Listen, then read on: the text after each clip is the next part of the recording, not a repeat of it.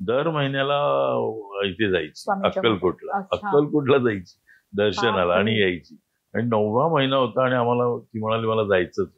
मग आम्ही म्हणजे फियाट होती. हम्म. फियाटने आम्ही चाललो होतो. हम्म. आणि सोलापूर आल्यानंतर असं वाटलं की ब्रेक का लागत नाही माझा, असं मला वाटलं. मी बघितलं रात्र झाली होती आणि काही केलं तिला ती शेवटची आरती जी असते गुरुवारची, त्या गुरुवारच्या आरती खालून पण लोक जातात वगैरे, ते तिला सगळं करायचं होतं.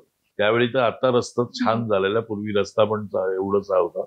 आणि पोचलो, गाडी ठेवली आणि मी लगेच अभिषेक वगैरे केला आणि आलो. निघायचं होतं आम्हाला.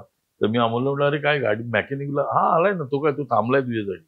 तो म्हणा तुम्ही एवढं जवळजवळ 42 किलोमीटर की 45 किलोमीटर तुम्ही इथपर्यंत आलातच कसे? स्वामींची कृपा.